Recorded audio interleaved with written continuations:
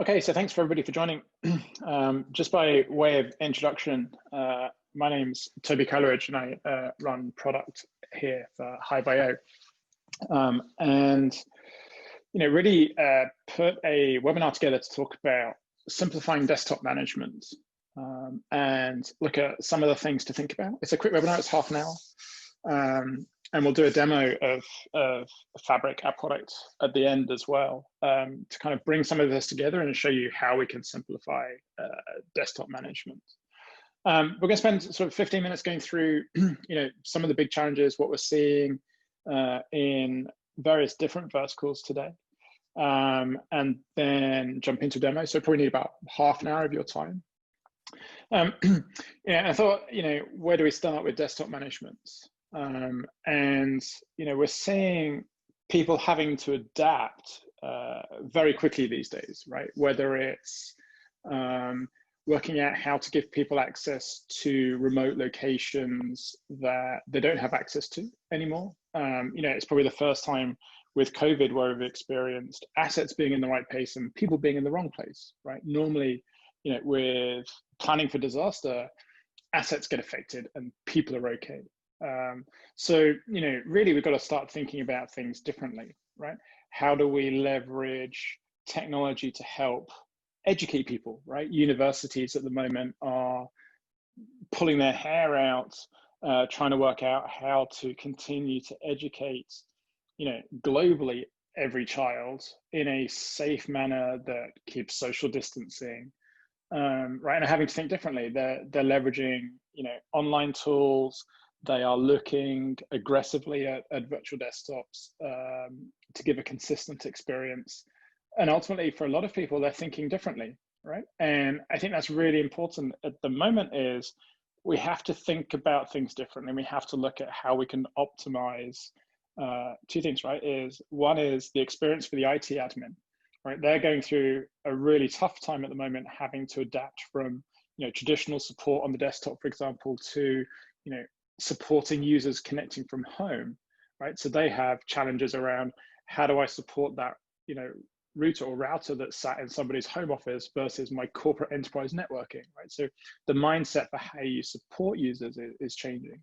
And that's causing everybody a lot of sleepless nights and a lot of time to do that transition, right? So that's one aspect of desktop management that's changing is where people are connecting from, how people are connecting is all up in the air and needs to be simplified. And so we'll walk through some of those use cases and some of that, those considerations as we go through this. But the intro to this was really start thinking differently. When we look at outside of COVID, and I guess prior to this, I spent a long time with desktop virtualization and sort of worked with desktop virtualization since its inception, 15 years ago. And even back then, we started looking at, what is the standard desktop lifecycle? And I still hit people today that go through this process, right? They haven't deployed virtual desktop. They're still managing physical assets in an office or in a data center, or wherever it is. And every 3 years they go through this and they go out and they buy their hardware. They work out how to image it. They work out how to secure it. They deploy applications to it and they assign it to that user, and then it's locked to that user. Then they have to update hardware or memory fails, right? So they need to pay people to go and visit those assets.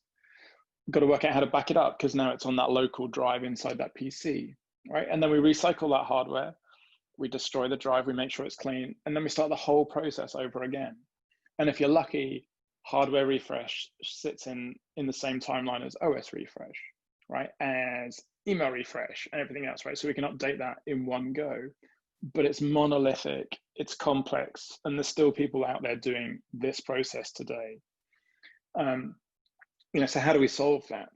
Well, VDI certainly simplifies that, right? There's some upfront investment in the infrastructure, and you have to spend and invest some time taking that life cycle and adapting it to VDI, right? So, we'll go through some of the benefits of VDI and how they apply to you in a minute. But, if we look at that whole process, we've now simplified it to, okay, some upfront learning and some change in the way that you do things, but ultimately we've got a single OS image.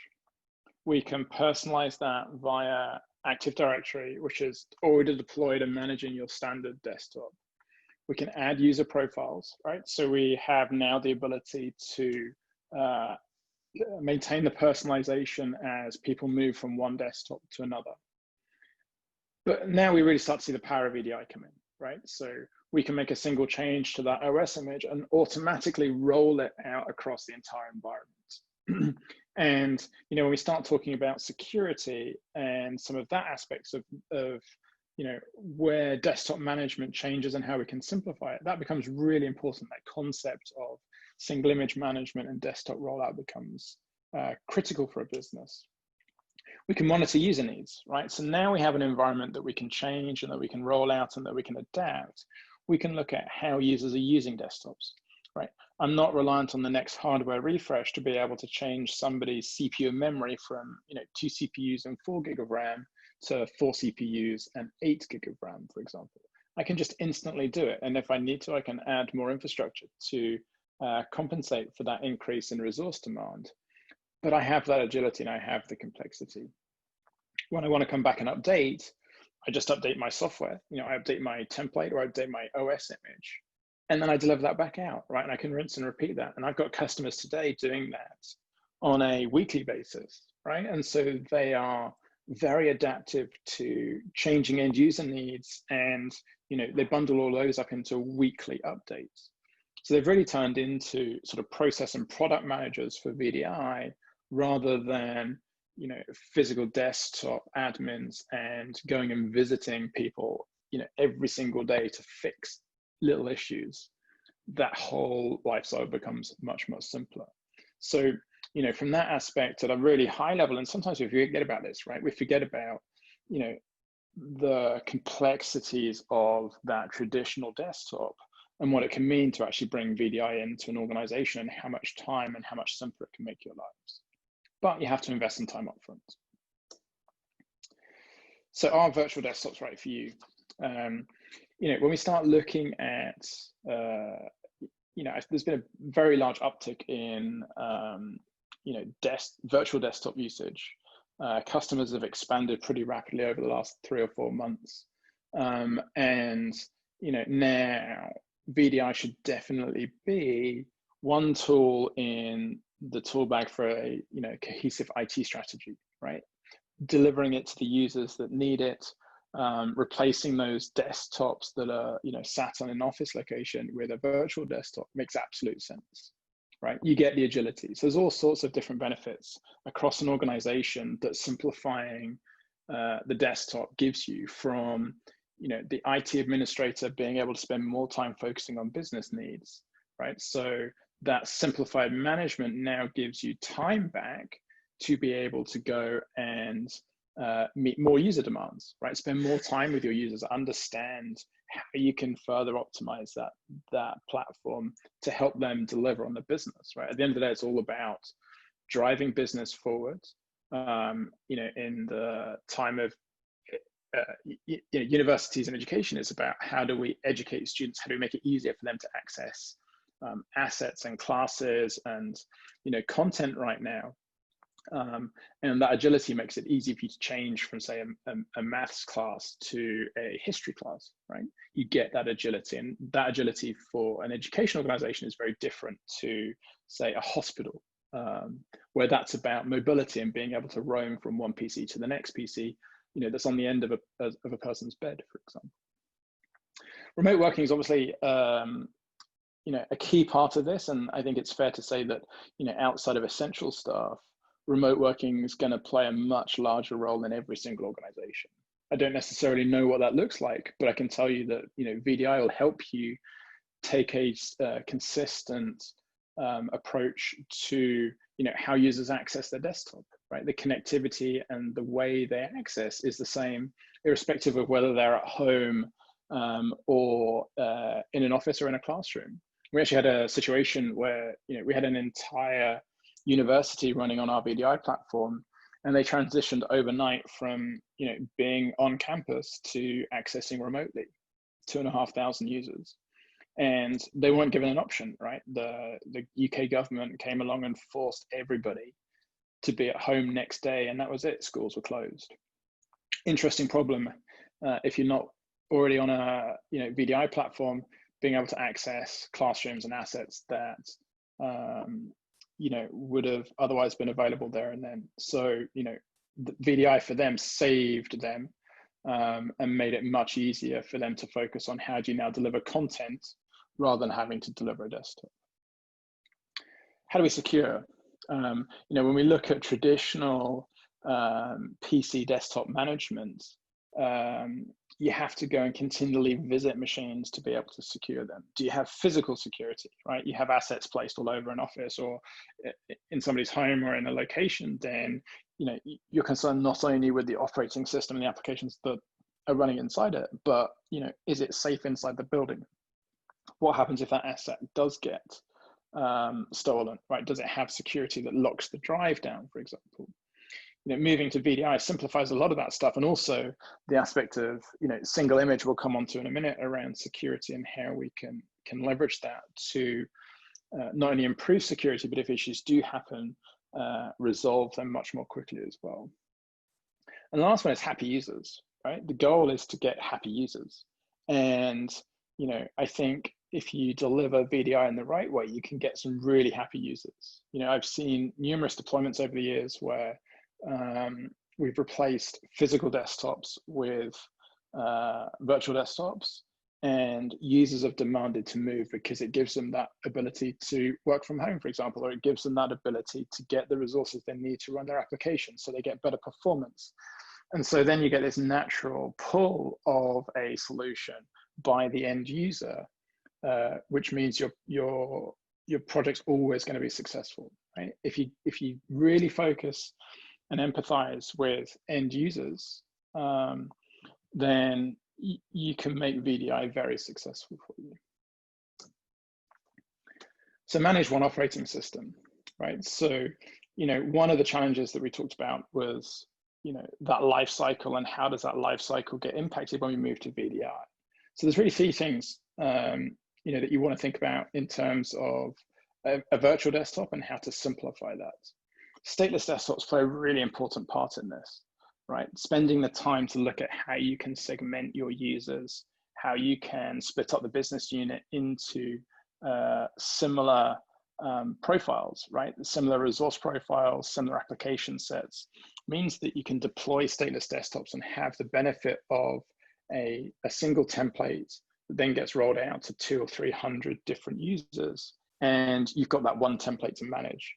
Need to make a change, put it in the next revision of the template, press apply, and it gets rolled out to all of the users in that pool of desktops or in that organization. So it makes it very simple to maintain. The template's key, right? Getting that template right and optimized is really going to decide whether you're successful, right? And my suggestion is, if you're new to VDI and starting down this, is build a new image from scratch, right? Think about what you want to go in it. Think about how to optimize it. And there's some good guides out there, right? One that we authored was building a template for VDI. If you Google that term, then you'll find a 20-page document on some of the best practices that we've picked up in how to build a template. But don't just P2V a machine, or just don't take something from the existing environment. Spend the time, look at it. What applications do I need? How do I optimize it? How do I make it work for my end users?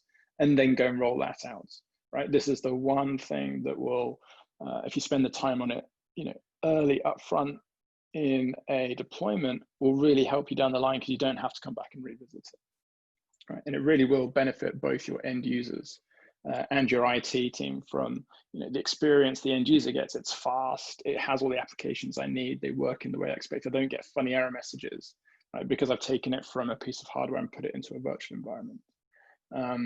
And the IT team will thank you, or thank themselves at the end of the day, because they're not spending time looking at niggly little issues on a one-by-one basis because of a driver they had in their original image, right? They've taken a clean template and run with it. So, two things to simplify, really deliver stateless desktops or look at where you can deliver stateless desktops, right? There's always the option of falling back to persistent desktops if you have a user that needs an obscene amount of resource or it's a one-off user. But go with stateless first and then augment that with persistent desktops. And there'll be a balance in every organization between what percentage of those two are correct. How do you secure the environment, right? So when we look at physical assets on the ground today, how we're securing them, who has access to the environment, right? Is it by key card? So security goes way beyond just the operating system, the applications, and giving everybody a username and password to be able to access it via Active Directory, for example. How do you secure and monitor the environment, right? How do I know who's using which physical PC? How do I manage assets? How do I know when things move around, right? I'm amazed at how many people don't know where all their laptops are or don't know where desktops are, right?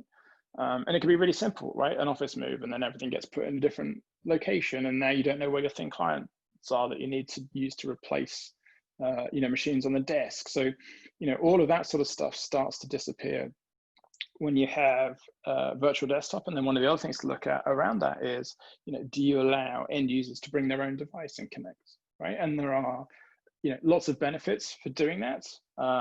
You have to manage that and put a good process in place, but then it gets you out of the challenge of managing end assets, right? And, certainly when you start looking at education scenarios, I'd argue that a majority of students in university now have access or have their own, laptops. So let them leverage that and use that to be able to access your environment.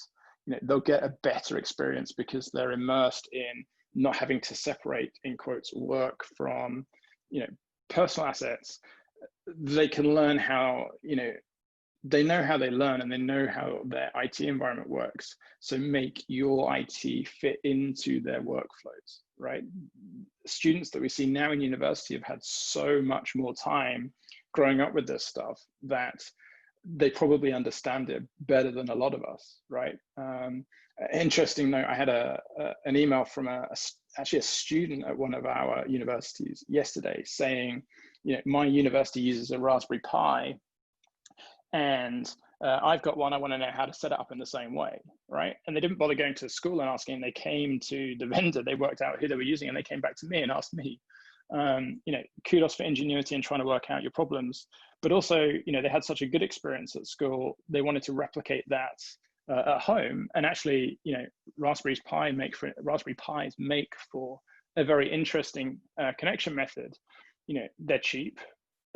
They give you experience of building, if you're a student at home, the experience of building that from scratch all the way up, right? So it gives them a really good understanding of how to install operating systems, how to get from bare metal up to a thin client running on a Raspberry Pi, right? So interesting email, and we'll help them out. But that's the sort of expectation that end users have. Is it's not just, oh, I need to go to my IT team. I should just be able to go to the internet and get support and work it out for myself.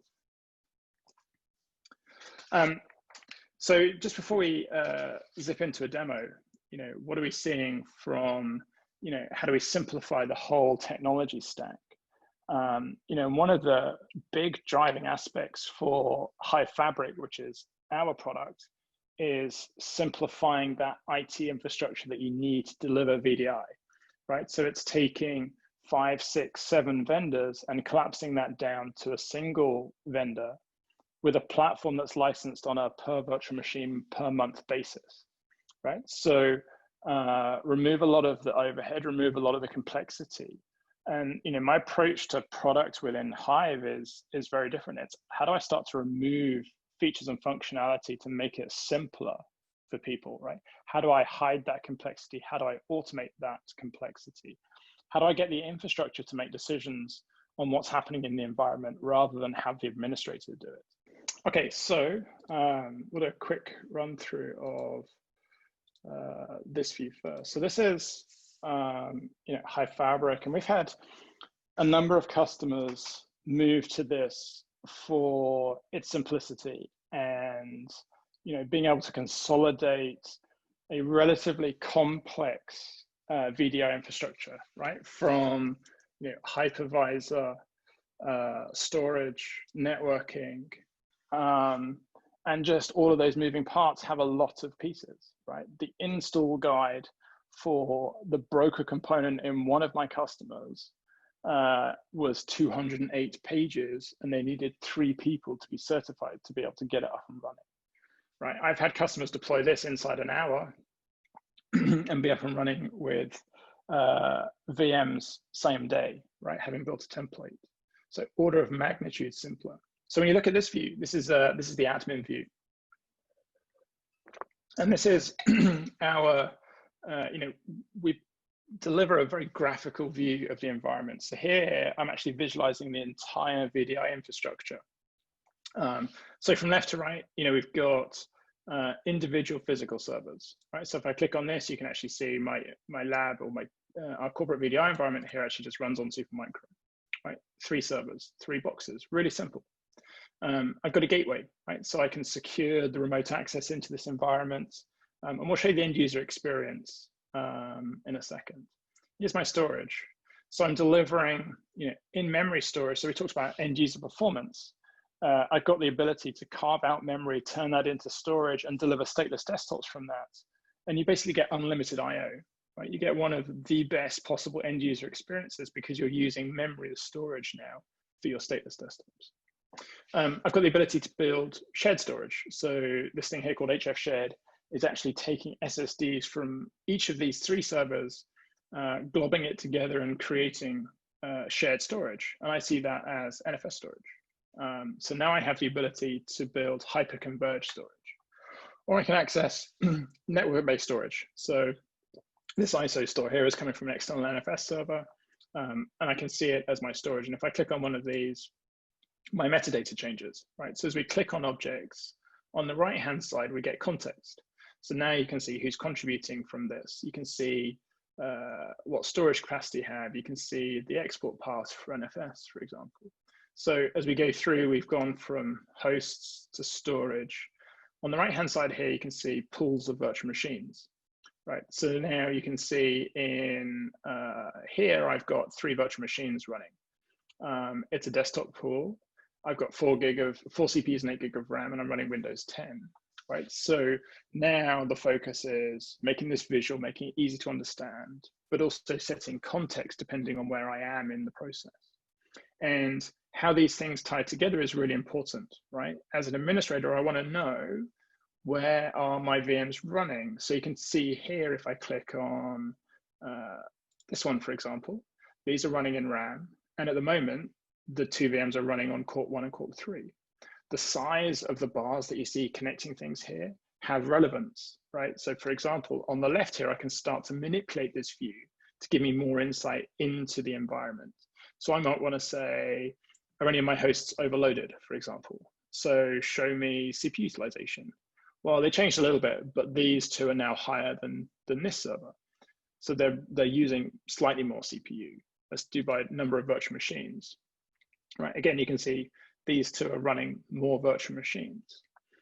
Resource distribution is a really interesting concept, right? And so, when I go through pilots and early production deployments, customers will often ask me, where do I set up resource management? In my existing platform, it's 25 rules, and I have to manage each individual server, and it takes me a day to work that out, and I have to come back every couple of months and work out how do I update that, and what's happening in my environment. When I add a server, how does that change all of those rules that I set up?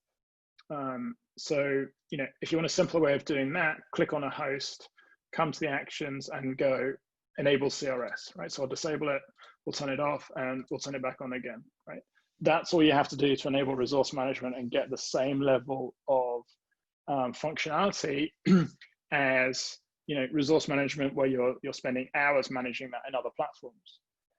The difference here is I've taken that functionality out, put it down inside the infrastructure, and simplified all of that so that the IT admin doesn't have to worry about it, right? So there's a really good example of how we can help you simplify infrastructure management for virtual desktops.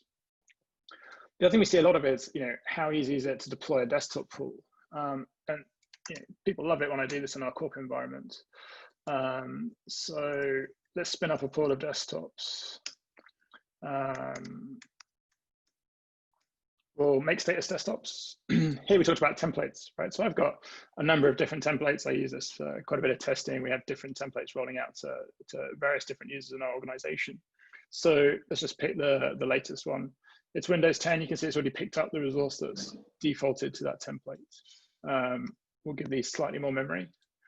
We'll put these in RAM. And we'll select profile, right? So let's say we want a profile for somebody who's on the East Coast. You know, this will set their time zone. It will give them a user profile.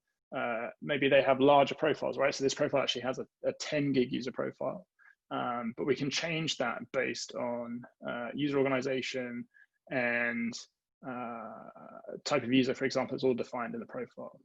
Let's say I want 3 desktops and I want to be able to grow that to 5, right? So we look at how users are logging in and we make sure that at least 3 desktops are available all the time, and we'll create a maximum of 50. And we can enable data protection, right, if we wanted to. We don't really need it for this status desktop.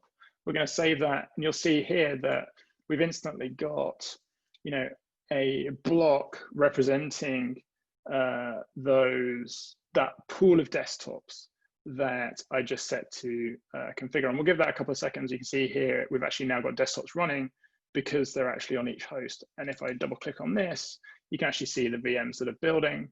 And if I double click on this, you can actually, if we give it a couple of seconds, let's go back here. I can show you one of these. We can actually see, you know, VMs built, and we can get all the way to the console.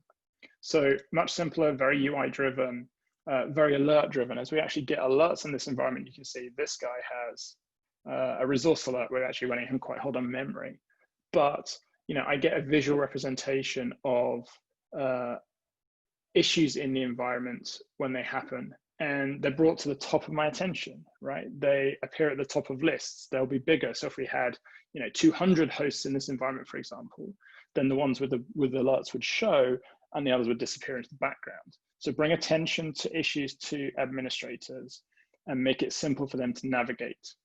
And then on top of all of that, we put an elastic search across the entire environment so that I can actually start to search for users or virtual machines. So not just about insight and visualization, but making issue resolution much faster as well. And this extends to the end user, right? And so I have, this is the broker aspect. And so if I log into this,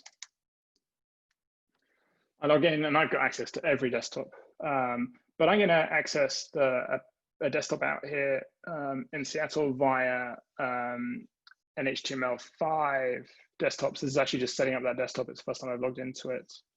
And you can see now, you know, very simply, I'm in a browser-based session. I can access that via RDP, or I could even use our native client if it was installed on this machine and access via a client, right? So this is going to log me in, load my profile. I haven't been in this environment or in this desktop for a while, so it's going to, you know, pull all my stuff down, attach my desktop, and you know, there's all my icons in the same place I left them yesterday. So very simple from an end user perspective as well. That's really a very quick overview. You know, how do we start thinking about simplifying desktop management, and how can we help you get to that point with delivering a simple VDI infrastructure that includes everything you need to get up and running, you know, on a simple per VM per month basis. So let me just switch back to the slide deck, and if anybody has any questions, a couple here. One I'll take offline. The other was around considerations for how to transition from one platform, existing VDI, to another. So, you know, high level, I'm happy to take this offline with you. High level, we've done a number of people that have, or helped a number of people that migrated from existing VDI platforms, right? So it's not just greenfield. And, you know, in some ways that's easier, right? We can look at what assets their current VMs are using in terms of CPU and memory and disk. And, you know, it's a pretty simple exercise to take that and apply it to Fabric, for example, and, you know, transition that across and, you know, migrate users, right? So there's a bit of a education and a bit of a process to transition. But we've done that rapidly for people in the past. And in fact, a couple of universities recently have migrated entire estates from an existing legacy platform across to Fabric. If you want to see this in more detail, I realize there's a very quick demo. We do have an immersion lab, so we can give you access to a desktop that's running in our data center, right? So it's a very quick way of experiencing a desktop powered by Fabric, or experience it firsthand, right? We've done a number of pilots in organizations to help them understand, how we can help simplify desktop management. Have a good rest of your day.